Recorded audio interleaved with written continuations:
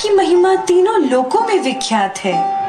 चर, अचर, नाग, मनुष्य और देवता सभी आपके चरण कमलों की सेवा करते हैं। हे प्रभु, आप समर्थ, सर्वज्ञ और कल्याण स्वरूप है। सब कलाओं और गुणों के निधान है और योग, ज्ञान तथा वैराग्य के भंडार है। आपका नाम शरणागतों के लिए कल्प वृक्ष है। हे सुख के राशि, यदि आप मुझ पर प्रसन्न हैं, तो आप रघुनाथ जी की नाना प्रकार की कथा कहकर मेरा अज्ञान दूर कीजिए। हे देवी पार्वती, मैं उन्हीं श्री रामचंद्र जी की वंदना करता हूँ जिनका नाम जपने से सब सिद्धियां सहज ही प्राप्त हो जाती हैं। मंगल के धाम, अमंगल के हरने वाले श्री रामचंद्र जी मुझ पर कृपा करें। हे गिरिराज कुमारी पार्वती, तुम धन्य हो, धन्य हो। तुम्हारे समान कोई उपकारी नहीं है। जो तुमने श्री रघुनाथ जी की कथा का प्रसंग पूछा है, जो कथा समस्त लोकों के लिए जगत को पवित्र करने वाली गंगा जी के समान है, तुमने जगत के कल्याण के लिए ही प्रश्न पूछे हैं। तुम श्री रघुनाथ जी के चरणों में प्रेम रखने वाली हो। हे प्रभु, जो परम तत्व के ज्ञाता और वक्ता मुनि है, वे श्री रामचंद्र जी को अनादि ब्रह्म कहते हैं और शेष, सरस्वती, वेद और पुराण सभी श्री रघुनाथ जी का गुण गाते हैं। ये राम वही अयोध्या के राजा के पुत्र हैं या अजन्मा, निर्गुण और अगोचर कोई और राम है? यदि वे राजा के पुत्र हैं तो भ्रम कैसे? स्त्री के विरह में उनकी मति बावली कैसे हो गई? इधर उनके ऐसे चरित्र देखकर और उधर उनकी महिमा सुनकर मेरी तो बुद्धि अत्यंत चकरा रही है। श्री रामचंद्र जी सच्चिदानंद स्वरूप सूर्य हैं। वहां मोह रूपी रात्रि का लेश भी नहीं है। वे स्वभाव से ही प्रकाश रूप और षडेश्वर युक्त भगवान हैं। हर्ष, शोक, ज्ञान, अज्ञान, अहंता और अभिमान, ये सब जीव के धर्म हैं। श्री रामचंद्र जी तो व्यापक ब्रह्म, परमानंद स्वरूप प्रभु और पुराण पुरुष हैं। इस बात को सारा जगत जानता है। हे पार्वती, श्री रामचंद्र जी के विषय में इस प्रकार मोह की कल्पना करना वैसा ही है जैसा आकाश में अंधकार, धुएं और धूल का दिखना। आकाश जैसे निर्मल और निर्लेप है, उसको कोई मलिन स्पर्श नहीं कर सकता। इसी प्रकार भगवान श्री रामचंद्र जी नित्य निर्मल और निर्लेप हैं। मैं पृथ्वी पर सर टेककर आपके चरणों की वंदना करती हूँ और हाथ जोड़कर विनती करती हूँ। आप वेदों के सिद्धांतों को निचोड़कर श्री रघुनाथ जी का निर्मल यश वर्णन कीजिए। हे देवताओं के स्वामी, मैं बहुत ही आर्त भाव से पूछती हूँ, आप मुझ पर दया करके श्री रघुनाथ जी की कथा कहिए। पहले तो वह कारण विचार कर बतलाइए जिससे निर्गुण ब्रह्म सगुण रूप धारण करता है। फिर हे प्रभु, श्री रामचंद्र जी के अवतार की कथा कहिए तथा उनका सुंदर बाल चरित्र कहिए। फिर जिस प्रकार उन्होंने श्री जानकी जी से विवाह किया वह कथा कहिए और फिर यह बतलाइए कि उन्होंने जो राज्य छोड़ा सो किस दोष से। हे पार्वती, सगुण और निर्गुण में कुछ भी भेद नहीं है। मुनि, पुराण, पंडित और वेद सभी ऐसा कहते हैं। जो निर्गुण, निराकार, अव्यक्त और अजन्मा है, वही भक्तों के प्रेमवश सगुण हो जाता है। हे पार्वती, निर्मल रामचरितमानस की वो मंगलमयी कथा सुनो जिसे काकभुशुंडी ने विस्तार से कहा और पक्षियों के राजा गरुड़ जी ने सुना था। वो श्रेष्ठ संवाद जिस प्रकार हुआ वो मैं आगे कहूंगा। अभी तुम श्री रामचंद्र जी के अवतार का परम सुंदर और पवित्र चरित्र सुनो। श्री हरि के गुण, नाम, कथा और रूप सभी अपार, अगणित और असीम हैं। फिर भी हे पार्वती, मैं अपनी बुद्धि के अनुसार कहता हूं, तुम आदर पूर्वक सुनो।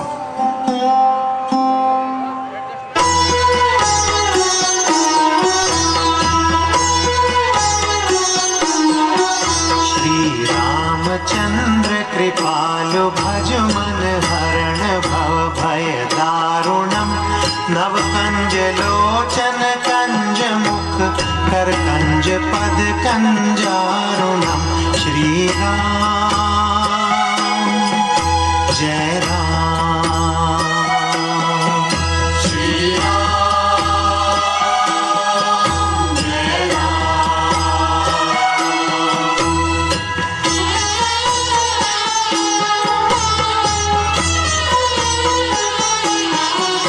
कंदर्प अगणित अमित छवि नव नील नीरज सुंदर पट पीत मानहु तड़ित रुचि सुचि नौमि जनक सुतावरम।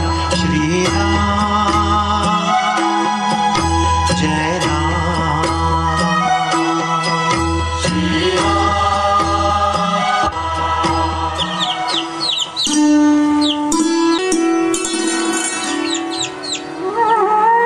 वयं त्वां स्मरामो वयं त्वां भजामो वयं त्वां जगत् साक्षिरूपं नमामः। सदेकं निधानं निरालम्बुमीशम् बोधिपोतं शरणं व्रजामः।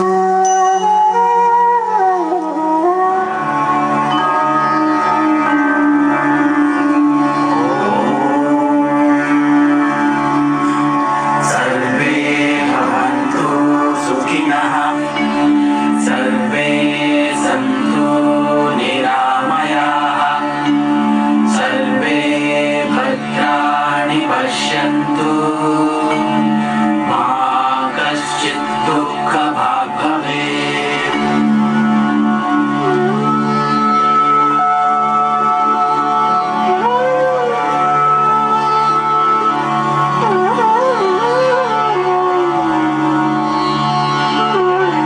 भई कुमार जब ही सब भ्राता, दीन जनेऊ गुरु पितु माता।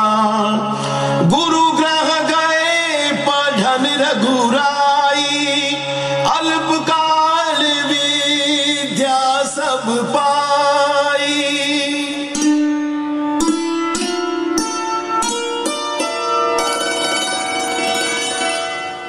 कुलगुरु वशिष्ठ के चरणों में अयोध्या नरेश राजा दशरथ के पुत्र राम, लक्ष्मण, भरत, शत्रुघ्न सादर प्रणाम करते हैं। आयुष्मान भव। गुरुवर, हमारा निवेदन है कि आप हमें अस्त्रों शस्त्रों की विद्या प्रदान करने की कृपा करें।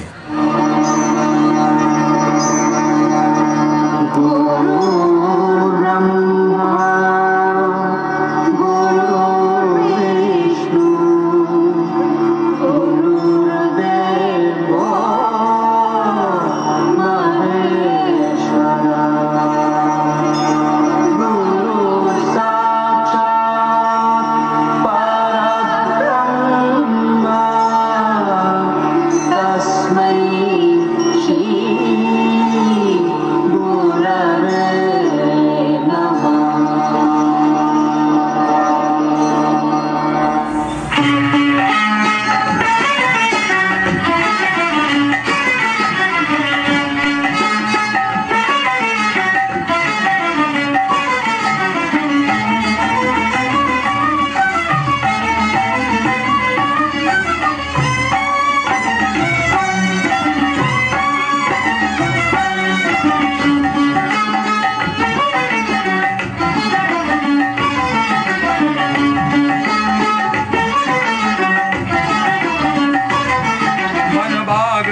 बाग भीतियों में चारों सुत धूम मचाते थे। विद्या पढ़ने के लिए कुंवर आश्रम वशिष्ठ के जाते थे।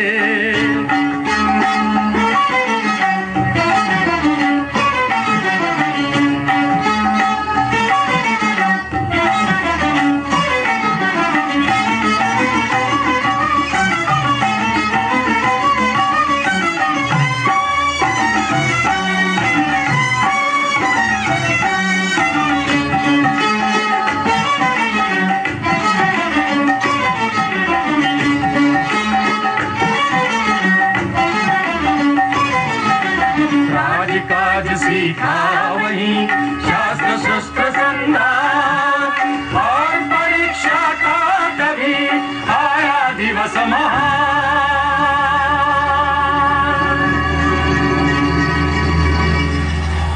उठो वीर पुत्रों, गुरुकुल में तुम्हारी शिक्षा पूर्ण हुई। गुरु होने के नाते मेरी आपको यही शिक्षा है कि योद्धा वही है जो सिखाए गए पाठ का बार बार अभ्यास करता है। आपने जिस प्रकार अस्त्रों और शस्त्रों की विद्या में निपुणता प्राप्त की है, उसी से आप अनेकानेक प्रयोग करें। स्मरण रहे, वीर पुरुष स्वाभिमानी होता है और यही क्षत्रिय धर्म भी है। परंतु कभी कभी यही वीरता मनुष्य को अभिमानी भी बना देती है। वीर पुरुषों को सदा इससे बचना चाहिए। जैसी आपकी इच्छा। प्रातः काल उठी के रघुनाथा, मात पिता गुरु ना वही माथा। वेद पुराण सुनहि मन लाई, आप कहि अनुजन समझाई।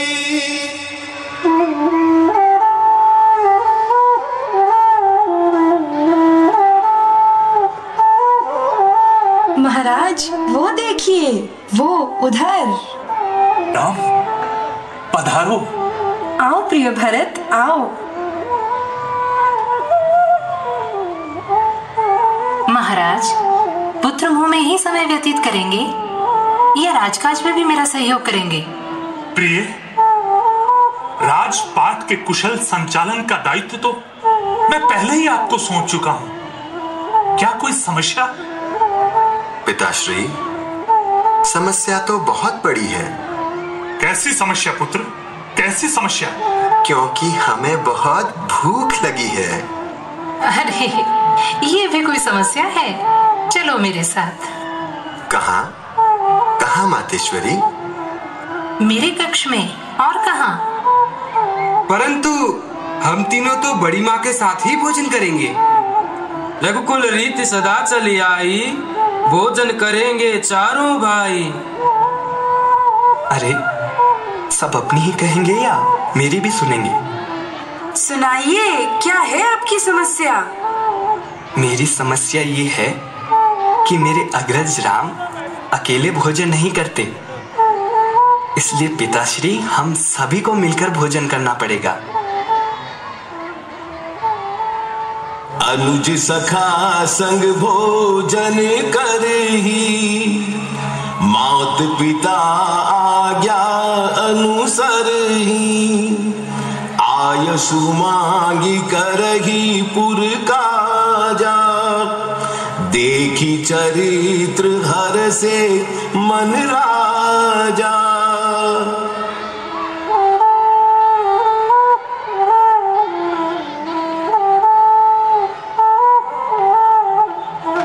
महाराज की जय हो। असमय प्रवेश की धृष्टता क्षमा हो। महर्षि विश्वामित्र राज्य की सीमा में प्रवेश कर चुके हैं। सत्य सुमंत।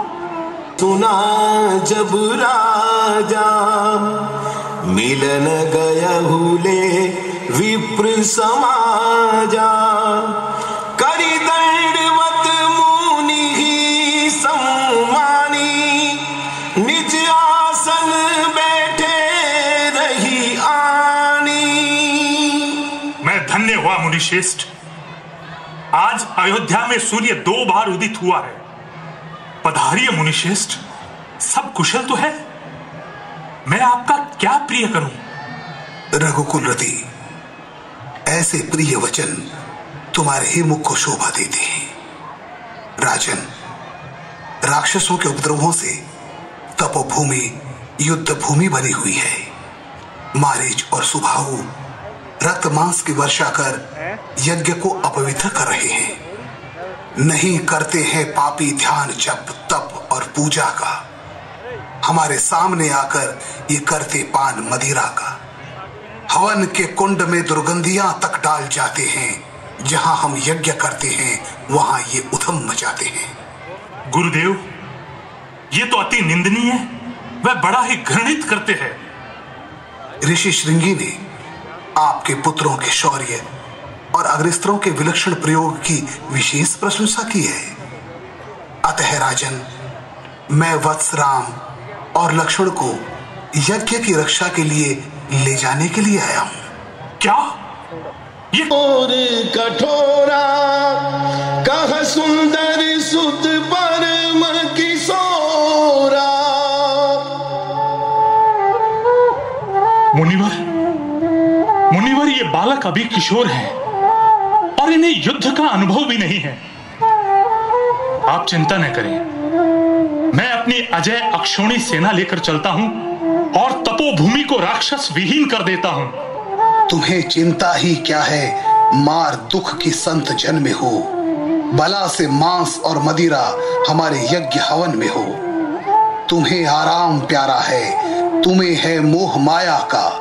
सुनो फिर कौन से कानों से तुम दुख दर्द जनता का। ऋषिराज, ये आप क्या कहने लगे? कृपा कर तनिक विचार तो कर लीजिए। इन बालकों की अवस्था देखकर आज्ञा दीजिए। नहीं राजन, लगता है मुझे अपने शस्त्र ना धारण करने की प्रतिज्ञा भंग करनी ही पड़ेगी। अच्छा तो मैं राजगुरु, मुझे पता नहीं था कि देवताओं से प्राप्त अमोघ और दिव्यास्त्र आपने राम को पाठशाला में ही प्रयोग करने के लिए सिखाए थे। शांत रहे मुनिश्रेष्ठ। पुत्रों के आगाध प्रेम के कारण ही महाराज उचित अनुचित का भेद न कर सके। महाराज, शस्त्र शिक्षा के बाद कुमारों का छद्म युद्ध में भाग लेना उनके आत्मविश्वास के लिए बहुत आवश्यक है।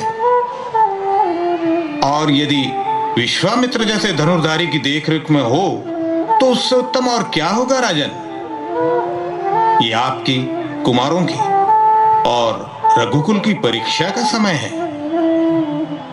छुड़ा देते हैं प्राणी से जो माया मोह दुनिया का।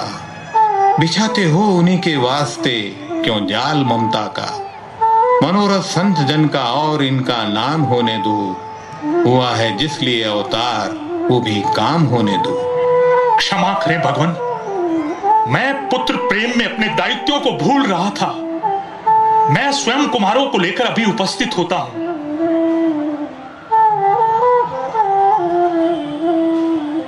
मुनिवर, ऐसा कौन सा कारण है कि आपका ध्यान राम, लक्ष्मण और उनके दिव्यास्त्रों पर गया? ब्रह्म ऋषि, आर्यव्रत की स्थिति दिन प्रतिदिन विस्फोटक होती जा रही है। रावण का अभ्युदय धूमकेतु की तरह फैला हुआ है। कुबेर को निष्कासित कर वहां की शासन व्यवस्था संभाल कर रक्षराज संतुष्ट नहीं है। ये क्षण प्रतिक्षण अपनी शक्ति में वृद्धि कर रहा है। यहां तक कि उसने बाली से भी संधि कर ली है। बाली से संधि? रक्षपति की महत्वाकांक्षा क्या है? आर्यव्रत, संपूर्ण आर्यव्रत का शासन उसकी महत्वाकांक्षा का प्रथम चरण है। सूचना का आधार? ये मेरे अपने सूत्र हैं और उनकी पुष्टि की है दक्षिण के कर्मठ तपस्वी अगस्ती ने। ओह, सुना है अगस्ती का आश्रम कम और सन्निक सन्निवेश अधिक है। आपने ठीक ही सुना है कुलगुरु। मैं आर्य संस्कृति की रक्षा के लिए आपसे ये वचन चाहता हूं। अतः आपसी मतभेदों को भुलाकर आप मेरी सहायता करें। अवश्य मुनिवर, संस्कृति व्यक्ति से बहुत ऊपर है।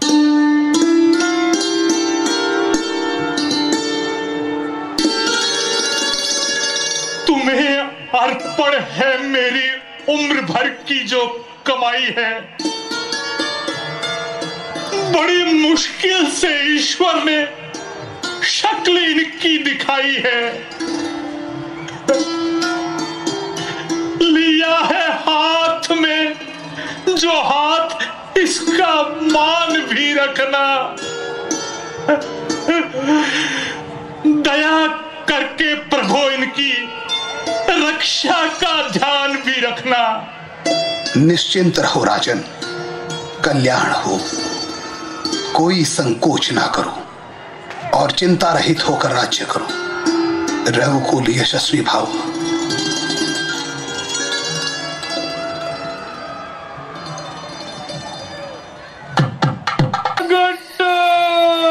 गुट्टू, हाल तो मेरा भी अच्छा नहीं।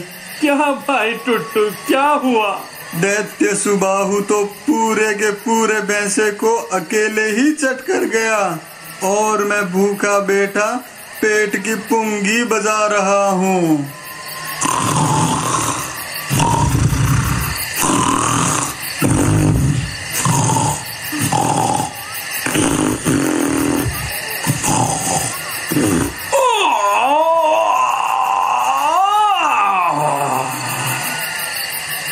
ये क्या टुट्टू घुटू क्या लगा रखा है? अरे सॉरी, तुम ही चढ़ा जाओगे तो हमें क्या खाक पिलाओगे? इधर ला ये मटका। अरे ओ गुट्टू, मातुल मारिच कहाँ है? मैं यहाँ हूँ, आजा, एक घड़ा तू भी खाली कर दे। अरे भाई, यहाँ बैठे बैठे प्याले ही चढ़ाओगे या शिकार को भी जाओगे? उठो, अब जरा इधर उधर चक्कर काटो और किसी योगी भोगी को पकड़ कर लाओ। मैं भूखा हूँ, एक भैंसा खाने से मेरा क्या होगा? तो फिर उठ, चल चल बे चल। गुट्टू टुट्टू, तुम भी चलो।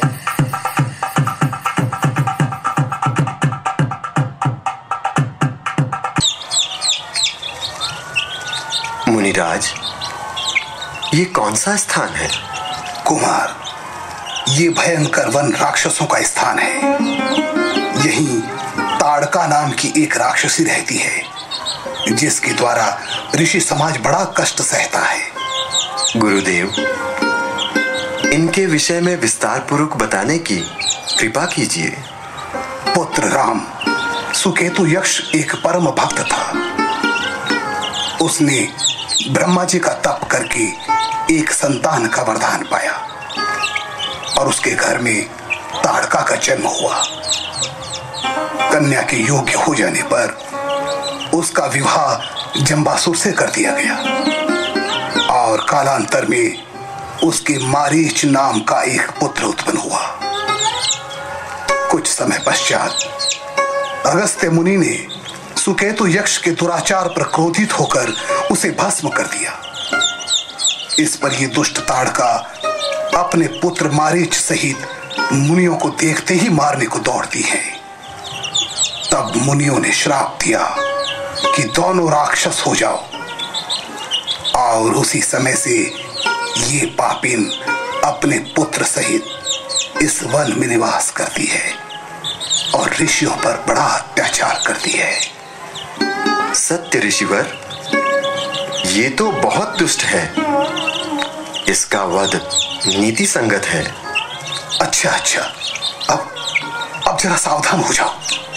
वो देखो, नाम लेते ही ये हत्यारे पत्थर बरसाते हुए इस ओर ही आ रही है। मैं ओट ले लेता हूं, तुम उसका वध करो। परंतु गुरुवर, स्त्री को मारना तो अधर्म है। नहीं राम, जो स्त्री गो ब्राह्मण संतों के लिए दुखदाई है, उसे मारने में कोई दोष नहीं है, अपितु ये पुण्य कार्य है। तो फिर चिंता न करें ऋषिवर। सावधान लक्ष्मण, सावधान।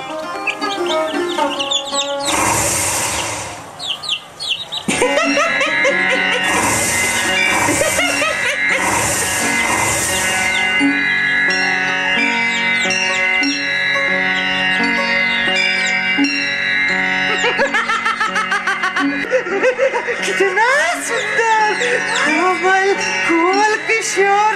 अरे अरे ये तो दो है, इसे ढूंढी विश्वामित्र के साथ।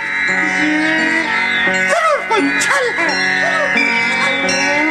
इनको वध कर इनको मांस खाऊंगी।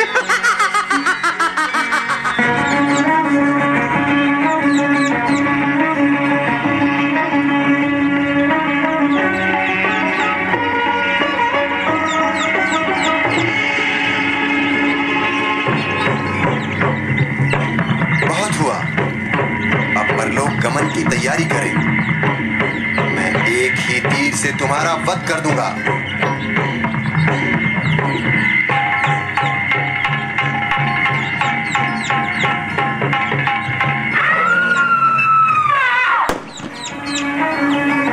धन्य हो रघुवर, आपने तो ऋषियों को भय मुक्त कर दिया। चिरंजीवी हो राम लक्ष्मण, चिरंजीवी हो।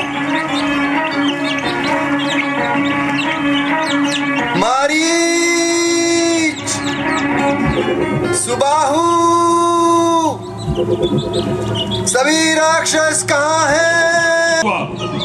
गिद्धों के अतिरिक्त जीवन का कोई चिन्ह नहीं। कहाँ गई तारकासी विराट योद्धा? कौन? क्या मातुल मारीच? हाँ रक्षपति, लज्जाजनक पराजय का हाल सुनाने के लिए मैं ही जीवित बच गया था। माता ताड़का, सुबाहु और सारी सेना। पर ये विपत्ति आई कैसे? दशरथ पुत्र राम लक्ष्मण के कारण। दशरथ देवासुर संग्राम का यशस्वी योद्धा, अर्थात देवलोक से विष्णु का अवतार हो गया। तो वही हुआ जिसकी आशंका थी। और क्या हुआ मातुल? दशरथ पुत्रों को विश्वामित्र अपने यज्ञ की रक्षा के लिए काम्य वन लाए थे। उन्हीं ने दंडका रण में राक्षसों का संहार किया है। पर वशिष्ठ और विश्वामित्र तो परस्पर विरोधी हैं। तो फिर दशरथ पुत्रों का विश्वामित्र के साथ जाना विचित्र नहीं है? निश्चय ही है, पर इसके मूल में कोई संधि है रक्षराज। विश्वामित्र ने बड़े श्रम से दोनों कुमारों को काल चक्र, दंड चक्र व अन्य विलक्षण शस्त्रों का प्रयोग सिखाया है। राजकुमारों के साथ कितनी सेना थी? लंकेश, बड़ी ही लज्जाजनक पराजय हुई है।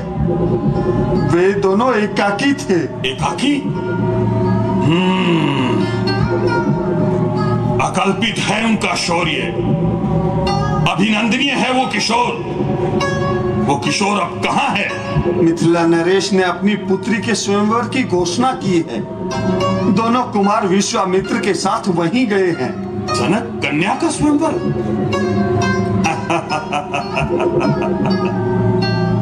मातुल, जनकपुर यहाँ से कितनी दूर है? लगभग 15 योजन रक्षपति। अच्छा मातुल, आप सेनापति के साथ यहीं विश्राम करें। मैं मिथिला का उत्सव देख शीघ्र आऊंगा। आप कितनी सेना लेकर जा रहे हैं? केवल परशु के साथ। क्या ये उचित होगा? चिंता न करें मातुल, चिंता न करें। मैं वहां छद्म वेश में जा रहा हूं।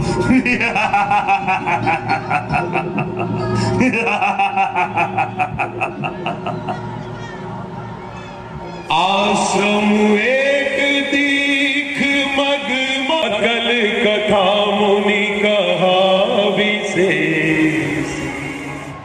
गुरुदेव, ये वन तो कुछ विचित्र ही प्रतीत हो रहा है।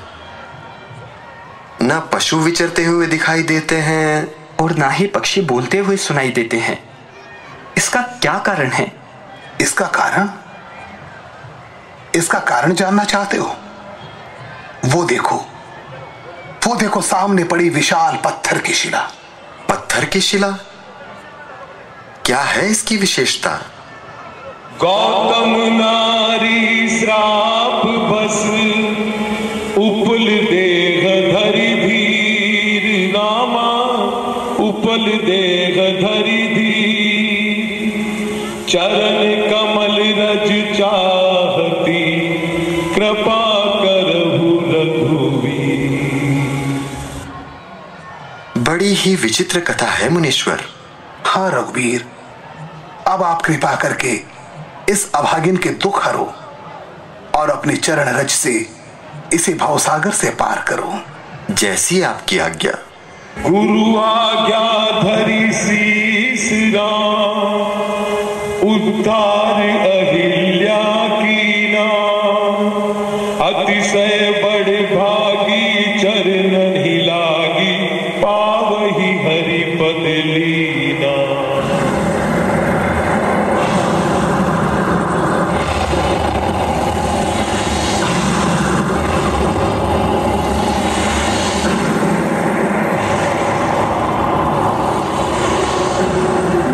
धन्य हुई प्रभु, आपने ऋषि गौतम के श्राप से मुझे मुक्ति दिलाई। चिरकाल से मैं त्रेता युग में आपके राम अवतार की प्रतीक्षा कर रही थी। मैं धन्य हुई प्रभु, मैं धन्य हुई, मैं धन्य हुई प्रभु, धन्य हुई।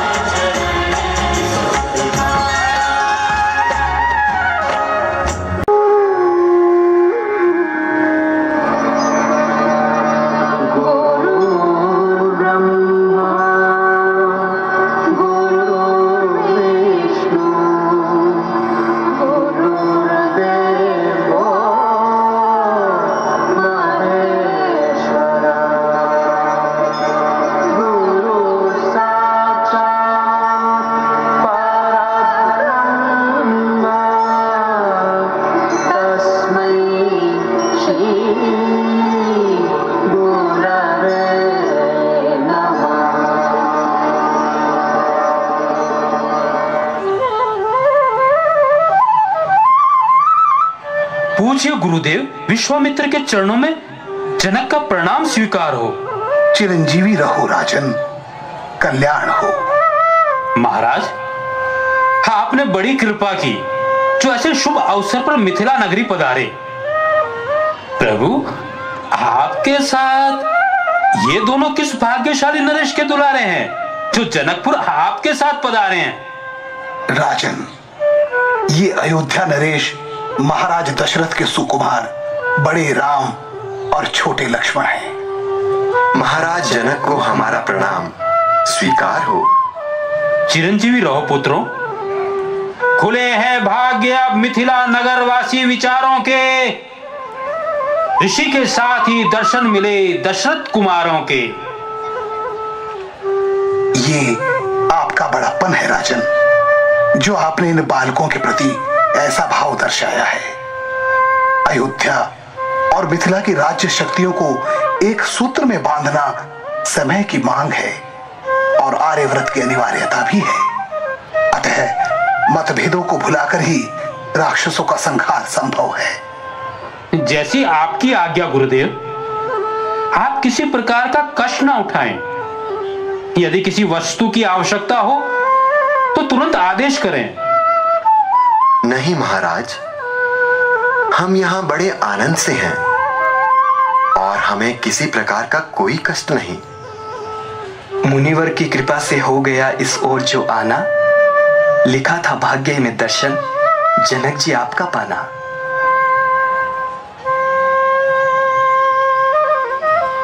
मिथिला नरेश, आप हमारी ओर से निश्चिंत रहें। अच्छा गुरुदेव, तो आज्ञा दीजिए। अब मुझे दूसरे कार्यों की अनिवार्यता पुकार रही है।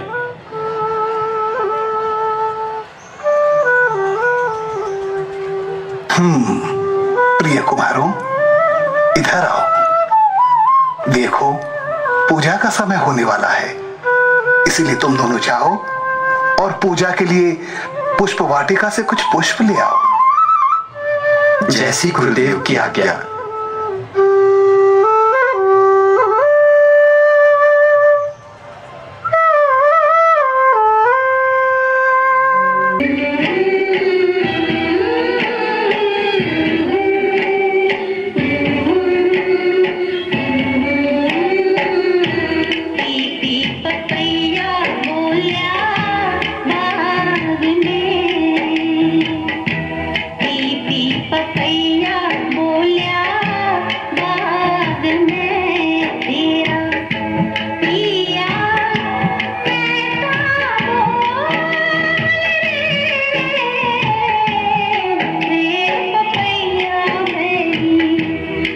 मत बोले गजबी बाग में तेरा पिया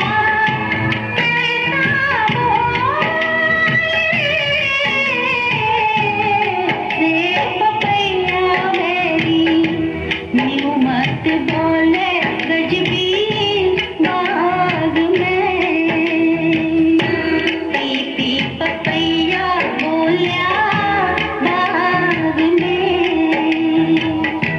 पी पपैया बोलिया बाग में तेरा पिया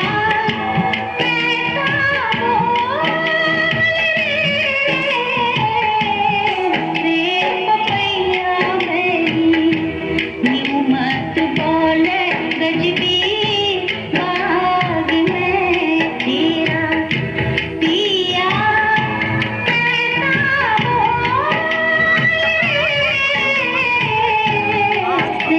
पपैया मेरी मत बोले गजबी बाग में।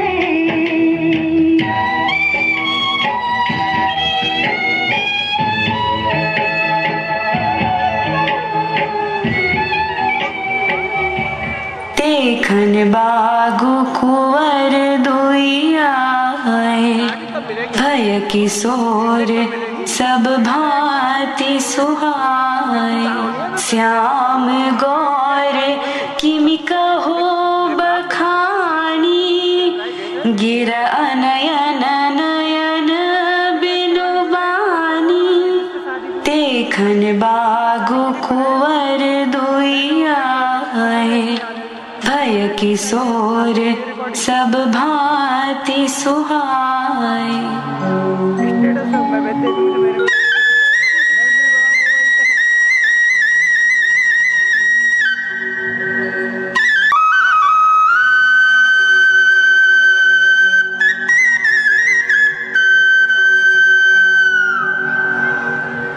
आहा,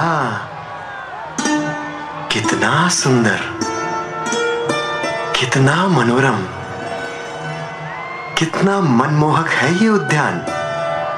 जिधर देखो उधर ही टहनियों पर फूल आए हैं, खिल पड़ी हैं सब कलियां, डालियों ने सिर झुकाए हैं। वाह वाह, क्या वाटिका है, सुरलोक की फुलवारी है फुलवारी। जिधर देखूं उधर ही छटा न्यारी है। सरोवर ताल निर्मल है, किलोल हंस करते हैं, मधुर वाणी से पक्षी बोल रस कानों में भरते हैं। क्यों ना हो, और जरा इधर तो देखो सौमित्र। भ्राताश्री, कैसी मधुर संगीत की ध्वनि आ रही है, मानो इंद्र के दरबार में उर्वशी गा रही है। प्रतीत होता है कि देवी पूजन के लिए सुकुमारियां इसी ओर आ रही हैं। आओ हम एक और हट जाएं और पहले इन्हें निकल जाने दें। आज ने अनोखी शोभा दिखाई है, वो देखो फूलों पर कैसी बहार आई है। किया है ओस के मोतियों से श्रृंगार फूलों ने, लता के डाल के अपने गले में हार फूलों ने। सखी, तुम ठीक कहती हो। अरे प्रिय सखियों, इनके रंग रूप का ही बखान करती रहोगी या इनकी सुगंधि की ओर भी ध्यान करोगी? जिन्हें है रूप प्यारा चाह वे सूरत की करते हैं, जो गुण को चाहते हैं वे कहाँ रंगत पे मरते हैं। हाँ सखी, आज की शोभा को देखकर तो मन यही चाहता है कि कोई सुंदर राग गाए और झूला झूला कर मन बहलाए। हाँ सखी, तूने तो मेरे मन की बात छीन ली। अच्छा, तो आओ मिलकर कोई सुंदर मल्हार गाओ।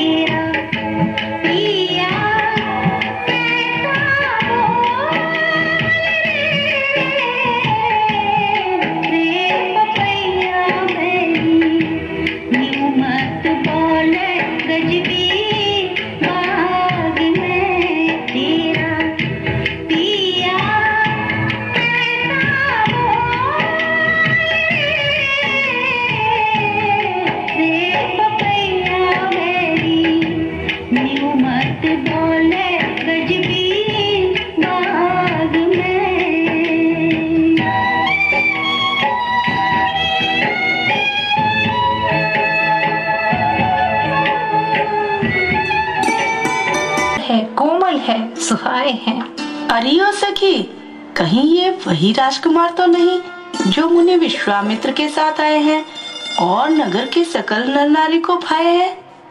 सुना है रूप उन दोनों का है बस योग्य दर्शन के, लखे जो मोहनी सूरत बड़े ही भाग्य उस जन के। अरे चुप, वह देखो रसाल के वृक्ष के नीचे चंपा के कुंज के पास।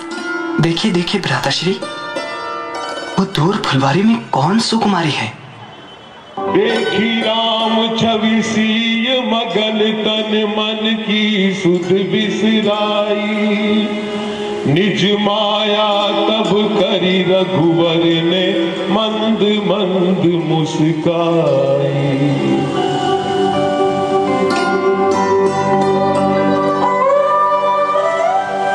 सकुचि सिय तब नयन उधारे,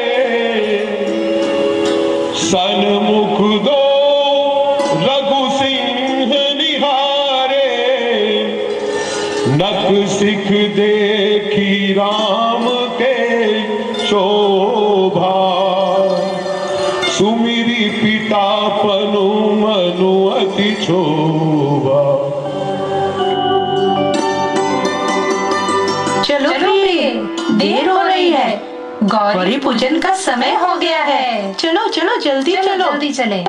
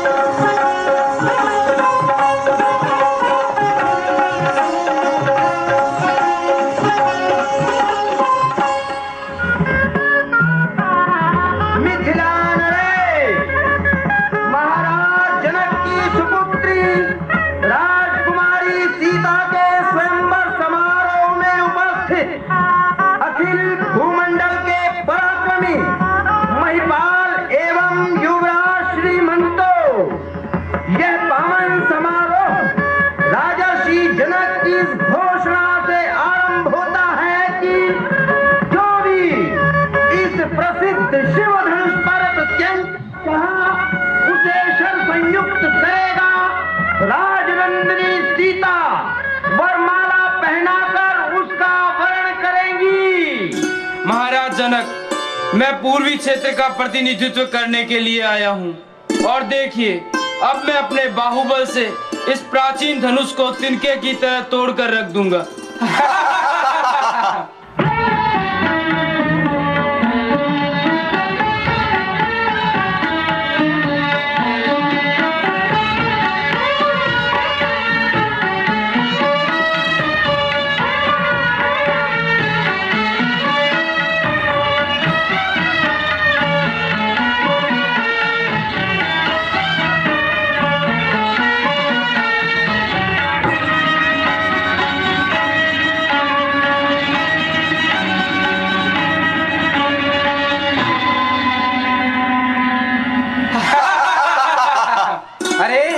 जा जा बैठ जा, आया तो था बाहुबल दिखाने के लिए, मूर्छित होकर गिर पड़ा, जाना पड़ा उठाने के लिए। मिथिला नरेश मेरा है पश्चिम में देश।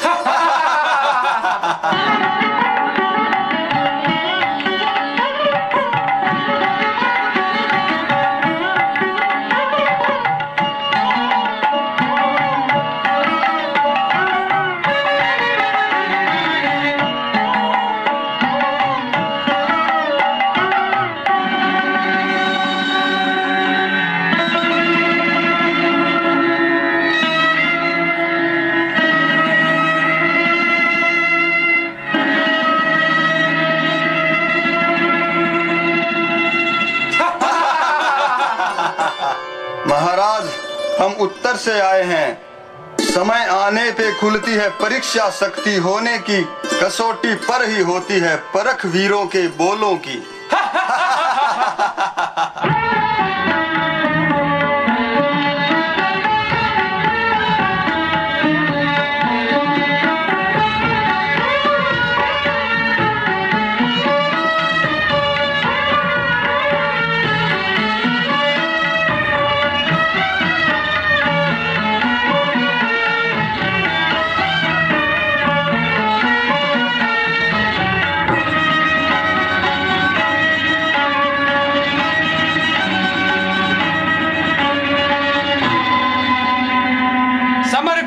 वीरवर कहो ना अनुचित बोल, पल भर में खुल जाएगी तेरी ढोल की पोल।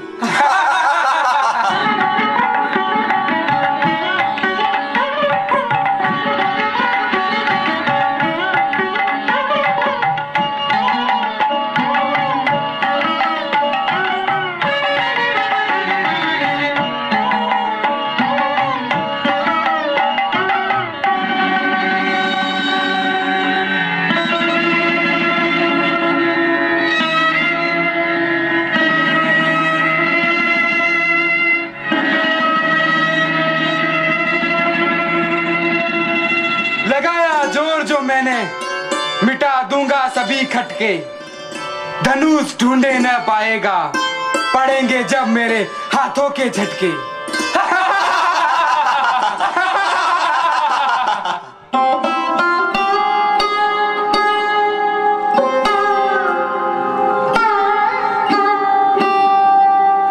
माननीय अतिथि नरेशों, आज मुझे पृथ्वी वीर विहीन लग रही है।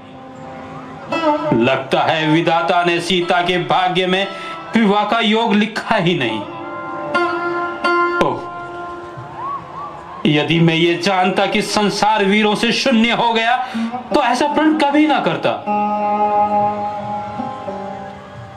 अब जनी को माखे भट मानी, वीर विहीन मही में जानी, तजहु आस निज निज ग्रह जाबू, लिखा न विधि बेदेहि बिगाऊ। जो तुम्हारी अनुशासनी पाओ, कंदु की ब्रह्मांड उठाओ, काचे घट जिमि डारो फोरी, सको मेरु मूलक जिमि तोरी, तौ प्रताप महिमा भगवाना, को बापुरा पिनाक पुराना। अरे ओ मूर्ख बालक, इतना क्रोध अच्छा नहीं। क्षमा करें महाराज, गुरुजनों व पूज्य व्यक्तियों के सम्मुख अपने बल पौरुष की बात करना भद्रता है,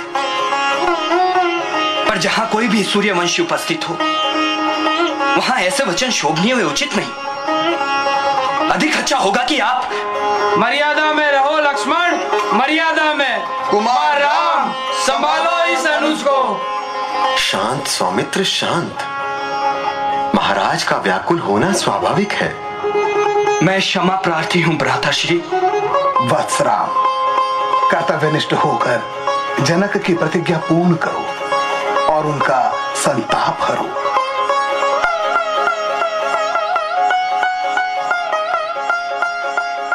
गुरु प्रणाम मन ही मन कीना, अति लाघव उठाई धनु लीना। दम के उदामिनी झिमी जब लेयहु, पुनि नम धनु मंडल राम भयहु। लेत चढ़ावत खेचत गाड़े, काहू न लखा देखु सनु ठाड़े। तेहि चन राम मध्यु धनु तोरा, भरे भुवन धुनि घोर कठोरा।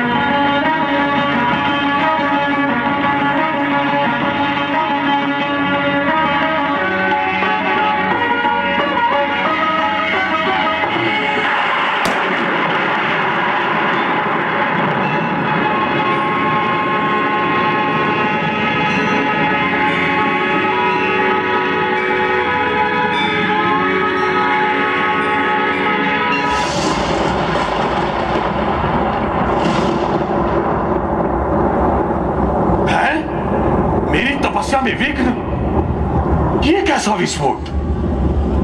लगता है मिथिला नरेश जनक के महल में धरोहर के रूप में रखा गया शिव धनुष किसी ने खंडित कर दिया है। मैं आ रहा हूं दुष्टों, सावधान। मैं परशुराम, मैं आ रहा हूं।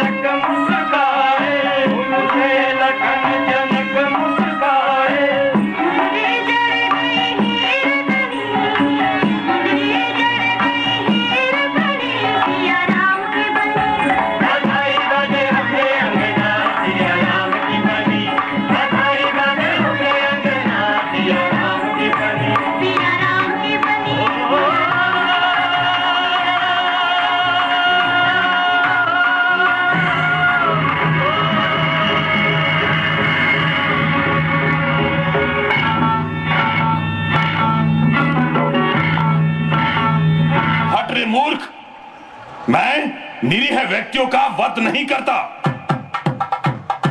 भरे भुवन घोर कठोर रव रवि बाज तज मार्गु चले, चिक्कर ही दिगज डोल मही अहि कोल कूरम कलमले, सुर असुर मुनिकर कान दीने सकल विकल विचारही, को दंड खंडे हु राम तुलसी जयति वचन उचारही। चिर सौभाग्यवती भवे। आशीष दीनी सखी हरसानी, निज समाज ले गई सयानी, विश्वामित्र मिले मुनि आई, पद सरोज मेले दो भाई। हे जनक, कहो क्या कारण है? ये भारी भीड़ भाड़ क्यों है? ये अभी शोर सा कैसा था? वीरों में छेड़छाड़ क्यों है? अतिरिस बोले वचन कठोरा, कहु जड़ जनक धनुष के तोरा। राजन, ये दिव्य शिव धनुष देवताओं ने समर्थ जानकर ही तेरे पास धरोहर के रूप में रखा था। शिव धनुष की ऐसी दुर्दशा, शीघ्र बता। बहुधनु ही तो रई लरिकाई, कबहु न असिर सिकिनी गोसाई। ऋषिवर, यदि स्पर्श मात्र से वस्तु टूट जाए तो दोष किसका? रे नृपालक काल बस बोलत तो ही ने सभार, धनु ही समति पुरारी धनु विदित सकल संसार। और मूर्ख, प्रलाप न कर, तुझे न मेरे क्रोध का पता है और न मेरे परशु का। कौशिक सनहु मंद यह बालक, कुटिल काल बस निज कुल घालकु। तुम्हें हटकाऊं जो चहूं उबारा, कहीं प्रताप बल रूप हमारा। सहस्त्र बाहु हंता, आपका शौर्य तो जगत विख्यात है। पिता की आज्ञा से आपने अपनी ही माता का वध कर दिया था और अपने अनुसार धरती को 21 बार क्षत्रिय विहीन कर दिया। पर क्या धरती क्षत्रिय विहीन हुई? अरे मूर्ख, मेरा कुठार अभी कुंद नहीं हुआ। सत्य कह, दिव्य धनुष को खंडित करने वाला मेरा गुरुद्रोही क्या तू? सुनी कटु वचन कुठारु सुधारा, हाय हाय सब सभा पुकारा। आपका क्रोध अकारण है श्रेष्ठ। स्वयंवर प्रण के अधीन रघुवंशी राम ने प्रत्यंचा चढ़ाने के लिए धनुष तनिक झुकाया ही था कि वो खंडित हो गया। यहाँ सब प्रत्यक्षदर्शी हैं। रघुवंशी? हाँ, ये है अयोध्यापति दशरथ के पुत्र राम। अभी आपने जनक पुत्री को मांगलिक आशीर्वाद दिया है और जनक दुलारी ने ही वरमाला डाल राम का वरण किया है। आशीर्वाद? कैसा आशीर्वाद? किसको दिया मैंने आशीर्वाद? नाथ करहु बालक पर छोहु, सूद दूध मुख करई न कोहु। जो लरिका कछु अजगरी करही, गुरु पितु मातु मोद मन भरही। आपके कोप का भाजन मैं हूं ऋषिवर। हे नाथ, इस बालक पर कृपा कीजिए। इस दूध मुहे बालक पर क्रोध न कीजिए। यदि ये आपका प्रभाव जानता तो क्या ये भूल से भी आपकी बराबरी करता? नाथ, बालक यदि कुछ अनुचित भी करता है तो गुरु, पिता और माता मन में नहीं रखते। अतः इसे बालक जान इस पर कृपा कीजिए प्रभु। हे राम, तुम्हारी सुन बातें। नरमाई मुझ में आती है, पर देख तेरे छोटे भाई को छाती छलनी हो जाती है। वो है गरम, तू है नरम। क्या कूटनीति है दोनों की। हे विश्वामित्र, देख रहे चालाकी अपने चेलों की। बंधु कही कटु सम्मत तोरे, तू छल विनय कर सिकर जोरे। करु परितोष तोर संग्रामा, नाही ते छाड़ कहा उबरामा। तेरा ये भाई तेरी ही सहमति से कटु वचन बोलता है और तू छल से हाथ जोड़कर विनय करता है। या तो युद्ध में मुझे संतुष्ट कर नहीं तो राम कहलाना छोड़ दे। राम मात्र लघु नाम हमारा, परसु सहित बड़ नाम तुम्हारा। कहु सुभाऊ न कुल ही प्रशंसी, कालहु न डर ही न रन रघुवंशी। विप्र वंश के असी प्रभुताई, अभय होई जो तुम ही डराई। हे नाथ, हमारी और आपकी बराबरी कैसी? कहां चरण और कहां मस्तक। मेरा छोटा सा नाम है राम, और आपका बड़ा विश्वविख्यात नाम है परशुराम। बहुत बड़ा नाम है आपका। प्रभु, क्षत्रिय का शरीर धरकर जो युद्ध में डर गया, उस अभागे ने अपने कुल पर कलंक लगा दिया। मैं स्वभाव से ही कहता हूं, कुल की प्रशंसा करके नहीं। रघुवंशी तो रण में काल से भी नहीं डरते। ब्राह्मण वंश की ऐसी ही महिमा है। जो आपसे डरता है वो सबसे निर्भय हो जाता है। सुनी मृदु गूढ़ वचन रघुपति के, उधरे पटल पर सुधर मति के। राम रमापति कर धनु लेहु, खेचहु चाप मिटे मोर संदेहु। मुनिवर नारद से तुम्हारी शौर्य गाथा सुनी तो थी, पर मैं कर्म योगी हूं, सुनी हुई बातों पर विश्वास नहीं करता। लो, ये विष्णु का दिव्य धनुष, इसकी प्रत्यंचा चढ़ाओ तो जानू। मेरे लिए आप गुरु वशिष्ठ और विश्वामित्र समपूज्य हैं। नाम की समानता के प्रति मेरा आपसे आकर्षण था। आज दर्शन पा धन्य हुआ। आपके आशीर्वाद से ओम विश्वेभ्यो देवेभ्यो नमः।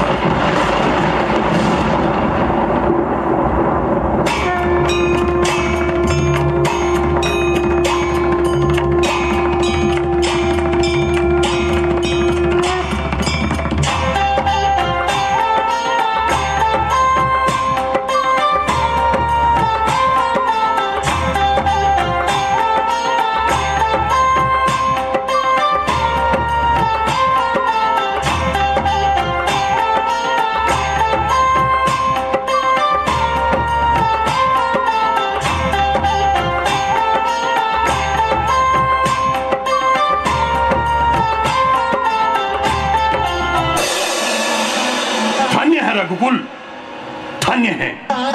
तुम्हारे शौर्य और विनय दोनों से संतुष्ट हुआ। मेरा कर्तव्य पूर्ण हुआ वत्स।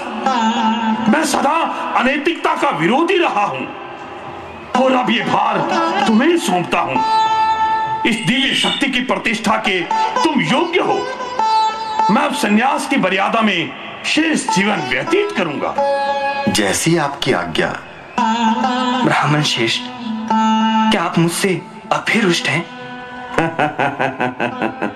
नहीं वत्स, नहीं, मैं तुमसे रुष्ट नहीं हूं। मुनिवर, मुझे प्रताड़ना के अतिरिक्त कुछ नहीं मिला। ये कुठार सन्यास की मर्यादा में कहीं बाधा तो उत्पन्न नहीं करेगा? तेरी उग्रता क्षत्रियों के योग्य है। ये ले मेरा परशु। जिस प्रकार मेरा धनुष और परशु कभी एक दूसरे से अलग नहीं हुए, उसी तरह तुम भी सदा राम के अनुगामी रहना। जैसी गुरुदेव की आज्ञा। सत्यम यशो श्री।